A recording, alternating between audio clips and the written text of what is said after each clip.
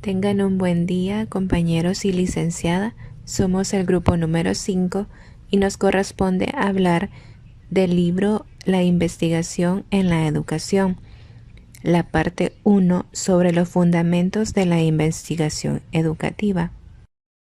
Los integrantes del grupo somos Chávez Castro, Ruc Noemí, Cruz Gámez, William Asmel, Gutiérrez Flores, Silvia Carolina, Machuca Navarro, Angie Astrid, Martínez Díaz, Jennifer Elizabeth, Osorio Chávez, Sergio Alexis, Parras Castillo, Freddy Ubaldo, Requeno Ramos, Kelly Vanessa y Ventura Cruz, Ronald Enrique.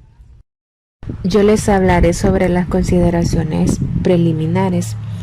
Ese indetenible proceso de producción científica está dado en primer lugar, debido a que el hombre ha aprendido a conocer el mundo que le rodea, ha descubierto las leyes principales del proceso noceológico y ha elaborado métodos y formas efectivas para abordar el estudio de los diferentes problemas que la teoría y la práctica del desarrollo les impone, creando una lógica y una metodología científico-investigativa cada vez más coherente con las peculiaridades de los problemas abordados.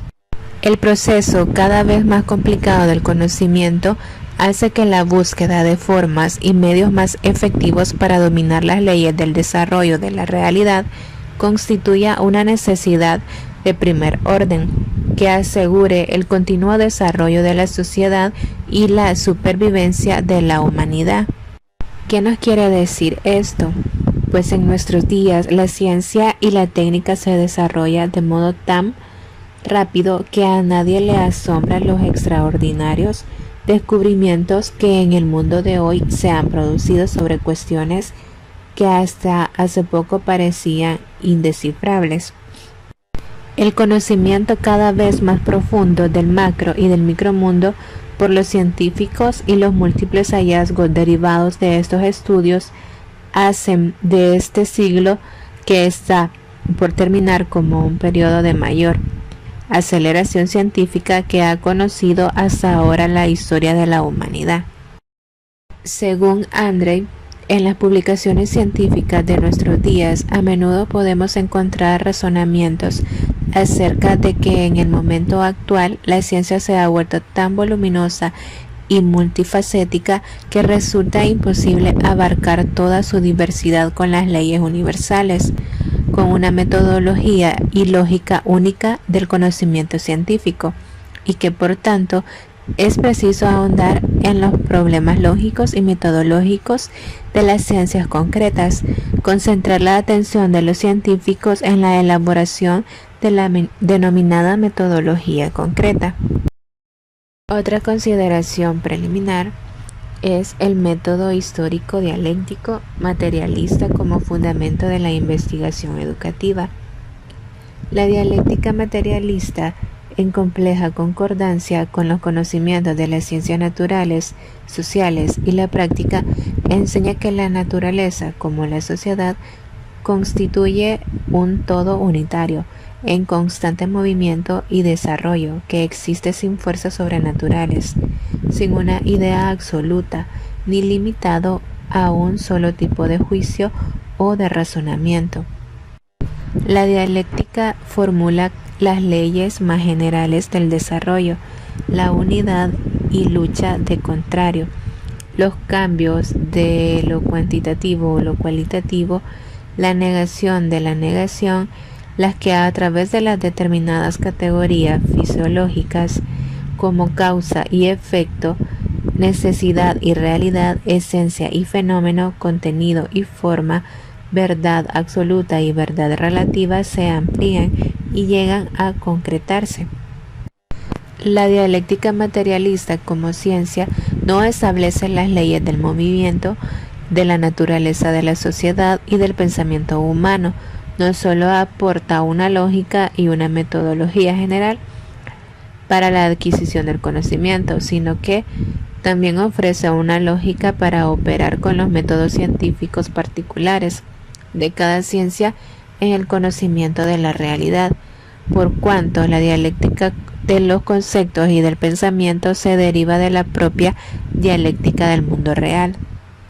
Dialéctica y lógica de la investigación educativa. La investigación científica como un proceso especialmente organizado del conocimiento significa la introducción intelectual del hombre dentro de la realidad con el objetivo de descubrir nuevos conocimientos que permitan dar explicaciones de los hechos y fenómenos que transcurren en la naturaleza, en la sociedad y en el pensamiento humano. El proceso de la búsqueda y del pensamiento científico se produce hoy en día en todas las áreas del saber con tanta rapidez que ha sido necesario que el propio proceso investigativo se autoinvestigue y se determinen las condiciones sobre las cuales pudiera transcurrir esta lo más productiva y confiable posible. En este sentido, el problema fundamentalmente consiste en la determinación de cuáles serían las vías principales de la investigación científica, en el eslabonamiento riguroso de los pasos lógicos, lo que, conjuntamente con la intuición y un pensamiento creador, pueden conducir progresivamente al investigador hacia el conocimiento nuevo, hacia la verdad del problema abordado. En la lógica dialéctica se diferencian tres tipos de reglas, leyes y principios que deben tener en cuenta. Primero, determinación de carácter metodológico, que son un reflejo de determinadas cualidades generales, tendencias y relaciones de la realidad. Segundo, determinación metodológica general, que en primera línea están vinculadas con la generalización de la historia del conocimiento y con las experiencias de la actividad. Tercero, reglas que sirven para relacionar los medios y el resultado del reflejo del objeto mediante el sujeto. Vías principales del conocimiento de fenómenos y procesos pedagógicos. El conocimiento de fenómenos y procesos pedagógicos se produce sobre la base de dos principales vías. La primera es sobre la base del cambio de lo concreto como existe en la percepción y la representación hacia lo abstracto. La segunda es sobre la base del camino de lo abstracto a lo concreto.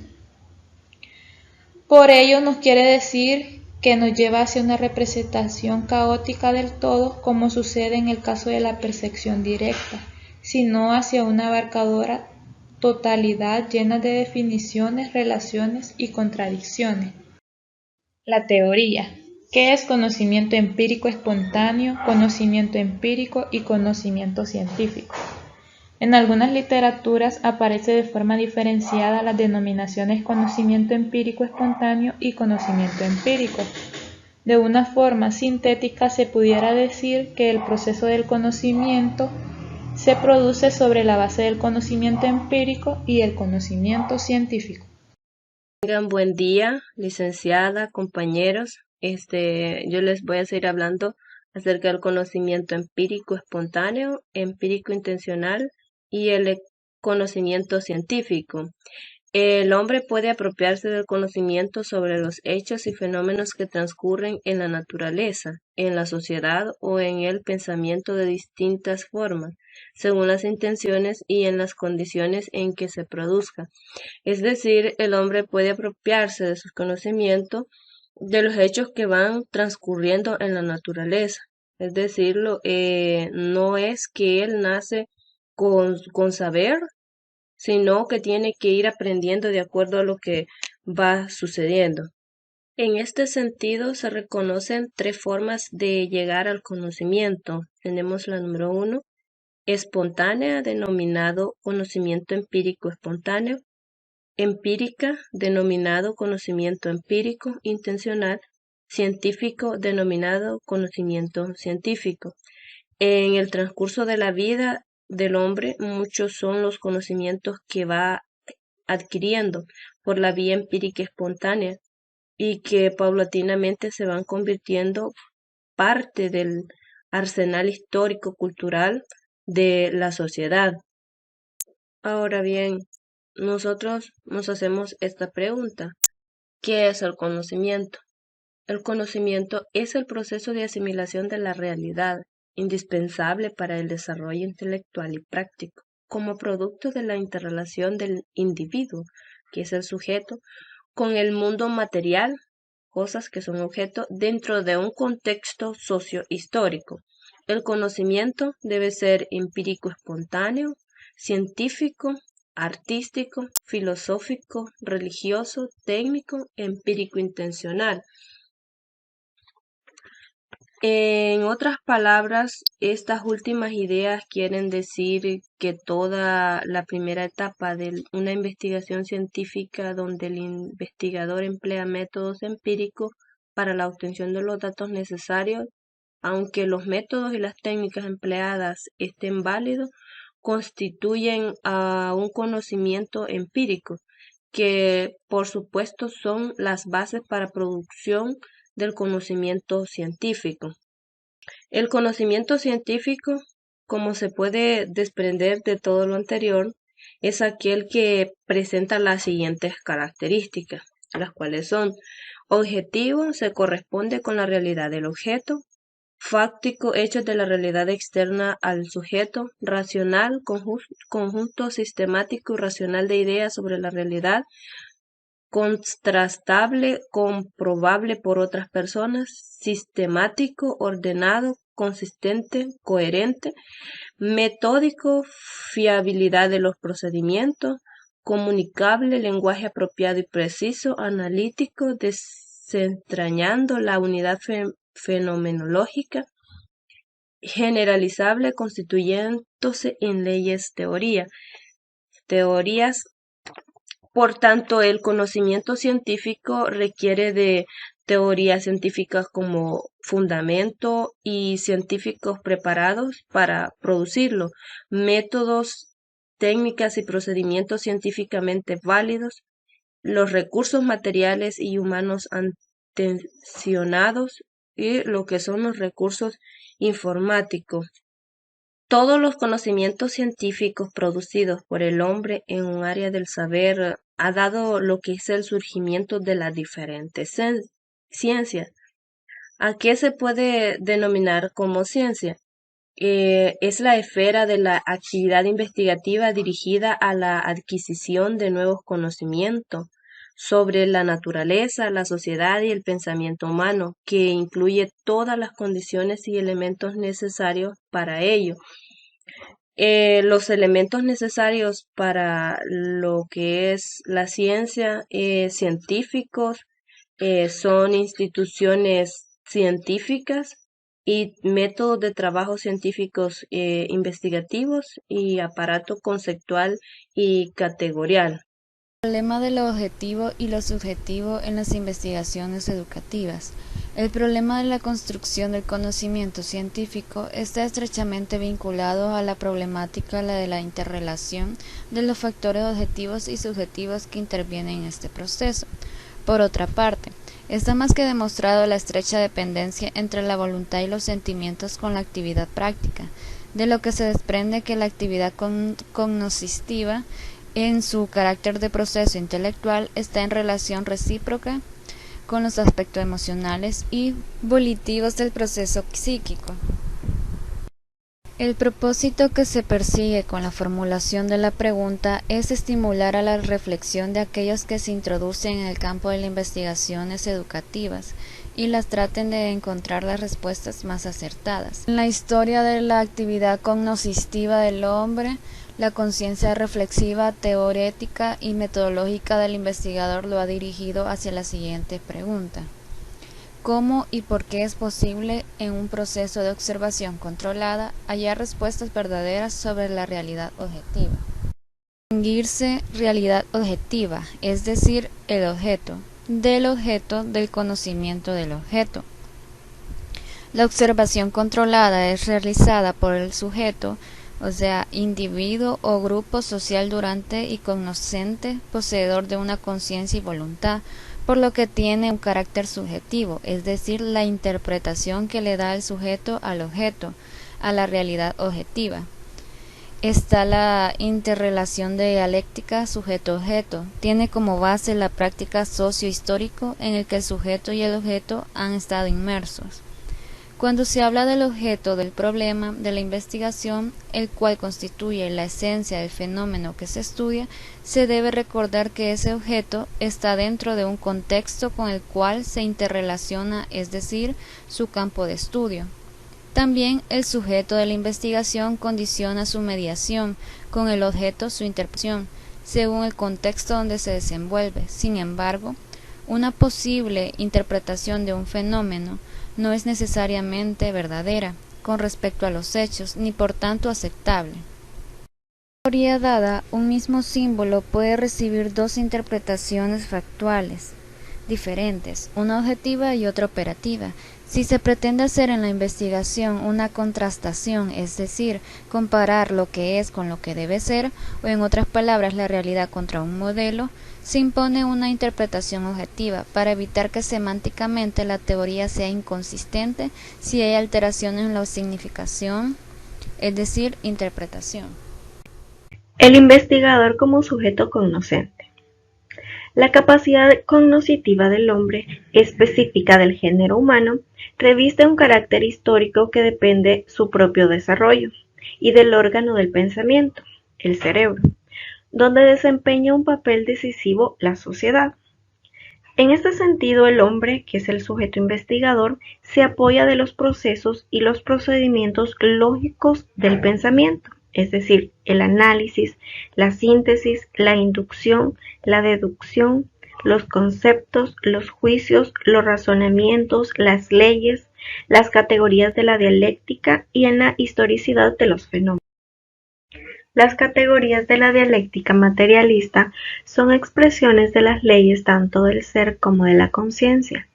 Estas reflejan tanto los aspectos y dependencias generales de los procesos y de los objetos, como también las relaciones entre el pensamiento y la realidad objetiva. Y de ello se desprende que, primero, las categorías filosóficas poseen un aspecto ontológico, es decir, que se relaciona con la realidad y aparecen como un contenido determinado del pensamiento. También las categorías filosóficas poseen un aspecto lógico y teórico cognoscitivo. Estas son formas generales del pensamiento con origen histórico en la filogénesis. Y por último, la falta de una determinada categoría filosófica modificaría la estructura del pensamiento y haría imposible la cognición científica. Pero también no es menos cierto que la actividad del investigador, es decir, el sujeto, está determinada también por su conciencia de clase, por sus motivos, intereses, necesidades y sentimientos, que proporcionan un significativo aporte subjetivo dentro del proceso del conocimiento. Se entiende como factores subjetivos a la actividad consciente del individuo que conforma la historia, su fuerza de decisión, su voluntad, su organización, su entusiasmo y su energía, que constituyen condiciones necesarias para la solución exitosa de una tarea determinada. Pero también se hallan en el campo de los factores subjetivos la actividad ideológica, política, moral y organizativa que generan las organizaciones estatales y sociales, de la escuela, de las instituciones culturales y educativas. Con el propósito de hallar el adecuado equilibrio entre los factores objetivos y subjetivos en el estudio de la realidad, el hombre busca las vías más relacionadas que le permitan acercarse lo más posible a la comprensión objetiva de esa realidad. Devereux considera en este sentido que el científico busca los medios, es decir, métodos, procedimientos y técnicas, de manera que le permitan realizar su trabajo eficazmente. Y resulta que, según su opinión, el modo más eficaz es una buena metodología. Considera además que el desapasionamiento temporal que el método científico nos ayuda a conseguir es tan legítimo como el desapasionamiento que el cirujano logra cubriendo de material aséptico todo, menos el campo operatorio específico. Con la exposición, a mí me ha correspondido hablarles acerca del proceso de intuición y lo racional dentro del conocimiento. A veces tenemos o se cree que el hallar una solución es así como un proceso o se describe como que algo que pasara repentinamente o como una experiencia mística de alumbramiento o de iluminación, mejor dicho. Y a esto casi siempre se le denomina como intuición o que intuitivamente la persona, el investigador lo encontró.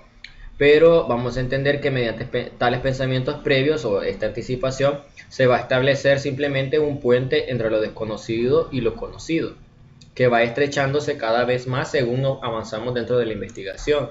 Así vamos a tener en este sentido tres procesos que siempre se van a presentar en esto de la intuición, y es que cada pensamiento va a desencadenar lo que es un análisis sobre el pensamiento en sí o la idea que estamos teniendo, y al terminar va a ser el proceso, al terminar ese proceso de análisis de ese pensamiento que estamos teniendo, le va a dar inicio o punto de partida al siguiente estadio o al siguiente pensamiento. Por lo tanto, es algo contradictorio porque mientras uno termina, pues inicia el otro. También vamos a entender que al estar la anticipación mediatizada y cercana a la solución, vamos a estar llegando, o más bien dicho, transformando temporalmente en un estado o en un resultado determinado. Es decir, cuando yo estoy terminando el pensamiento que estoy teniendo ahorita, estoy prácticamente terminando en sí la idea. Pero en realidad simplemente es un paso que está dándole inicio al siguiente. Por lo tanto, estamos terminando pero a la vez continuando. Y por último, la cibernética, ya que en el transcurso del pensamiento se deben de considerar diferentes teorías o modelos de pensamiento, y ahí tenemos que ir pues descartando aquellas que no son necesarias y dejar las que sí son necesarias para la solución que nosotros estamos buscando. Entonces vamos a entender que por regla general este proceso de búsqueda no se realiza de forma intuitiva, sino que va a ser realizada mediante el análisis y síntesis de aquellos pensamientos e ideas. Ahora vamos a tener que dentro de este proceso van a influir diferentes factores que intervienen en el proceso investigativo, y esos son factores objetivos, subjetivos del sujeto, y otros factores objetivos de aquello que estamos investigando. Entre los factores objetivos que inciden en el sujeto vamos a tener los conocimientos, los métodos y los medios técnicos, además los recursos materiales y los humanos disponibles. Entre los subjetivos vamos a tener la ideología, los intereses, los motivos y los sentimientos. Es decir, en el sujeto, o más bien dicho en el investigador, van a influir aquellas cosas o todo el entorno en el cual él se ha criado. Ahí tenemos la ideología, los intereses, la forma en cómo él siente y también aquello que lo mueve a investigar. También se va a ver influenciada por los recursos que esta persona tiene para poder realizar investigación, y también la cantidad de personas que tiene a su disposición. Y por último tenemos los factores objetivos que inciden sobre el objeto investigado, es decir, los conocimientos reales que posee el investigador, los investigados, y los medios materiales que estos poseen. Así que esta sería mi participación. Continúa mi compañero. El proceso de modelación del objeto como una de las vías para encontrar la unidad de la objetividad y la subjetividad.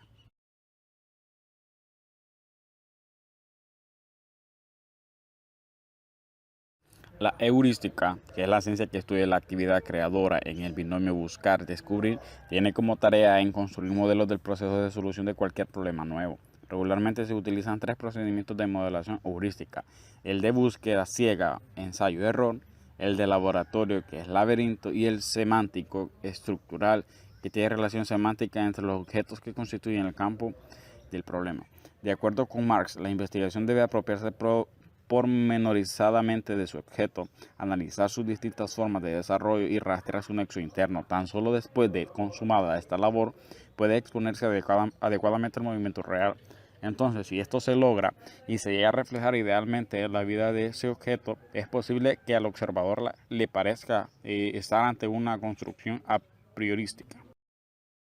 El proceso de esta forma de conocimiento pareciera recorrer al menos esos tres momentos: el establecimiento de las regularidades que presenta el fenómeno, la puesta en relación de todas estas regularidades de manera que ellas puedan construirse o reconstruirse deductivamente a partir de otra, y la proporción de un modelo más o menos real que representa estas relaciones lógicas. El método de modelación tiene sus fundamentos en el principio del ascenso de lo concreto a lo abstracto dentro de un proceso donde intervienen las funciones lógicas del pensamiento, como por ejemplo análisis, síntesis, inducción, deducción y generalización. Para Juren, el concepto de modelo incluye los siguientes significados: A, representación, por ejemplo, un mapa; B, perfección o ideal, una obra o modelo; y C, muestra. Valorando los diferentes criterios referenciales estudiados, se puede sintetizar que un modelo es, en cierta forma, un conjunto que representa a otro conjunto. Es un instrumento de trabajo que supone una aproximación intuitiva a la realidad. Su función básica es la de ayudar a comprender las teorías y las leyes. Un modelo se basa en isomorfismo entre los dos conjuntos. Existe isomorfismo cuando hay una correspondencia de todos los elementos de un conjunto en el otro y existen ciertas estructuras semejantes en los dos conjuntos.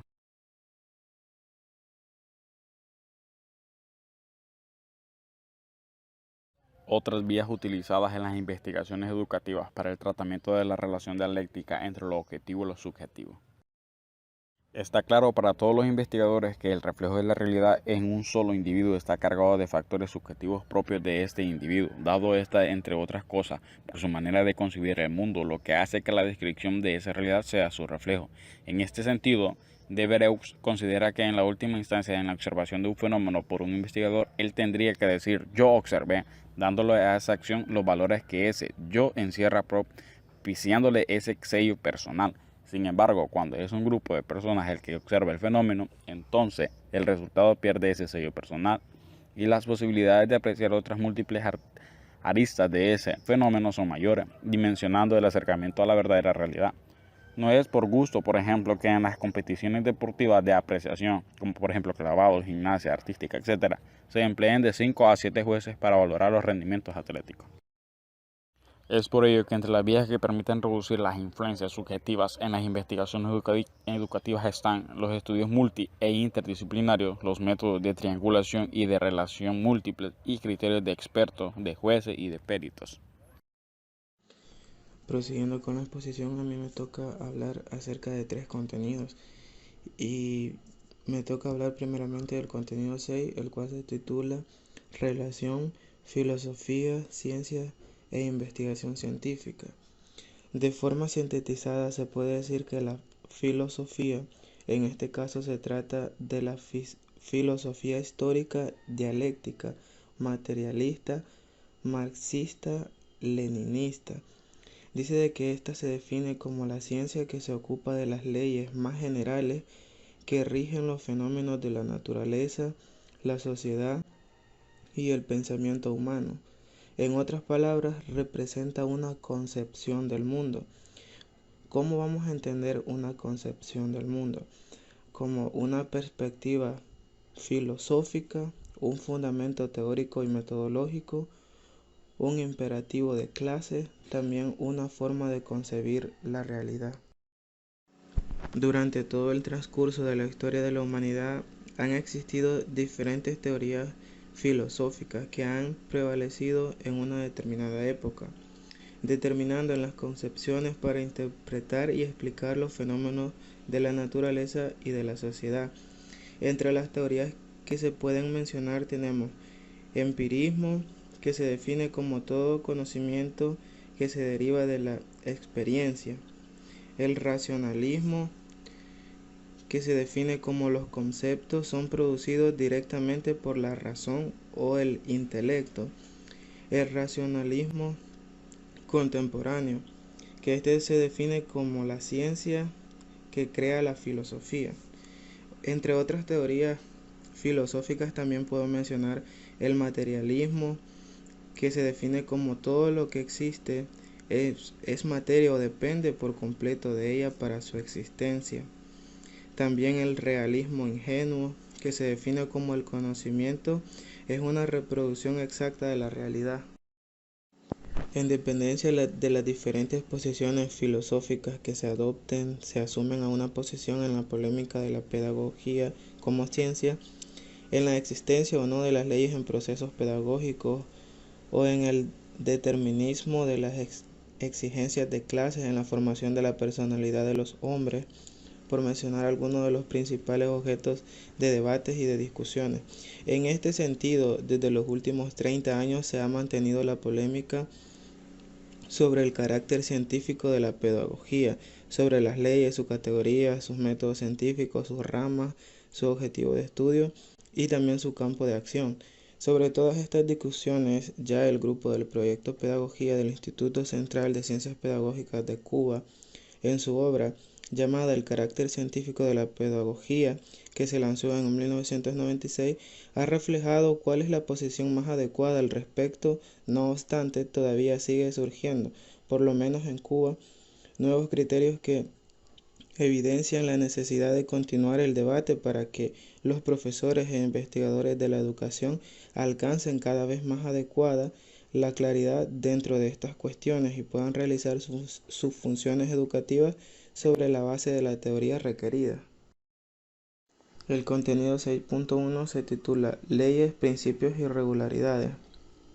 Todos los fenómenos del mundo, bien sean de la naturaleza, la sociedad o del pensamiento humano, están subordinados a ciertas leyes, es decir, todo está determinado y condicionado por leyes objetivas. Existen distintas formas de su determinación. Les voy a mencionar dos formas. La primera, si los estados procedentes del sistema condicionan univalente sus estados posteriores, el cambio de tal sistema se subordina a las leyes dinámicas, a la determinación univalente.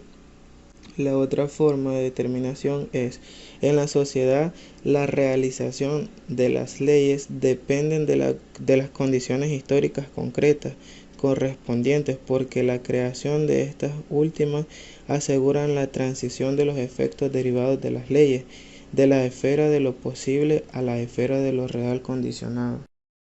Para terminar mi participación, hablaré acerca del contenido 6.2, el cual se titula Teorías filosóficas que más han influido en las teorías educativas, las cuales son dos, las teorías idealistas objetivas y la teoría idealista subjetiva.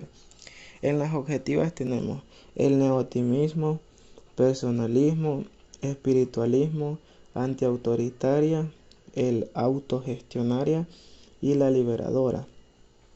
En la teoría idealista subjetiva tenemos el movimiento de modernización educativa, tenemos también el constructivismo, el conductismo positivista y lo que es una escuela nueva, que esta es de estilo pragmática.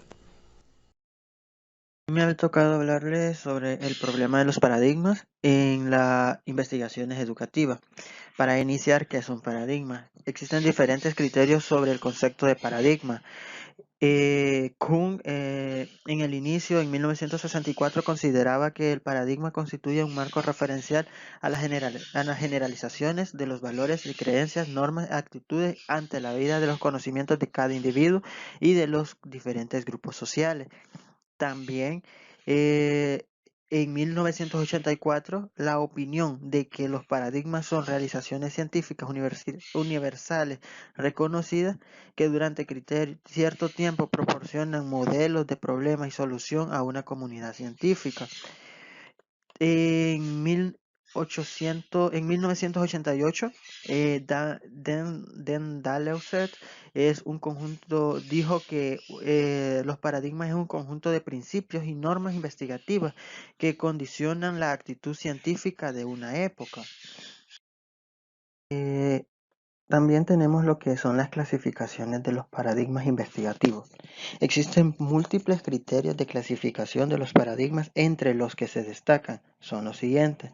Según Coetin, en 1984 está lo que son los paradigmas positivista, interpretativo y crítico.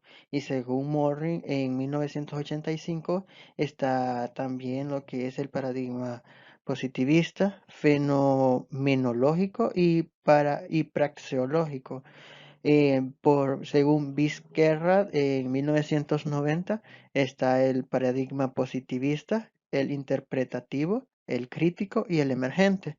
Y según Molina está lo que es el paradigma marxista, el funcionalista, el analítico explicativo.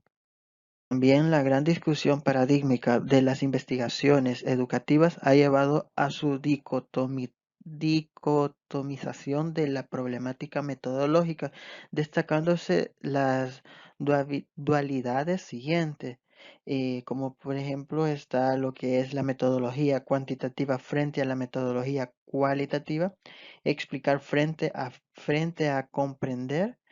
También se encuentra lo que es el conocimiento monotético frente al conocimiento ideográfico, y están también lo que es las investigaciones positivistas frente a las investigaciones humanistas. Independientemente de la existencia de múltiples posiciones paradigmáticas en la práctica investigativa actual en el campo de las ciencias sociales y el específico en las ciencias pedagógicas, en América Latina proceden la forma relevante de cuatro enfoques principales, lo que es el positivista, la cual esta es racionalista, cuantitativo y empírico analítico, la cual el principal representante es que fue en 1798 a 1857. También está el interpretativo, la cual esta se basa en la naturalista, cualitativo, fenomenológico y humanística, las cuales su principal representante es Ditlevs en 1833 a 1911. Y tenemos lo que es el sociocrítico, la cual principalmente su representante es Freire en 1972. Y tenemos por último el histórico dialéctico materialista marxista, la cual su principal objetivo es proporcionar un proceso de análisis histórico dialéctico de los fenómenos donde se conjueguen lo que es en una unidad dialéctica de lo cuantitativo y cualitativo.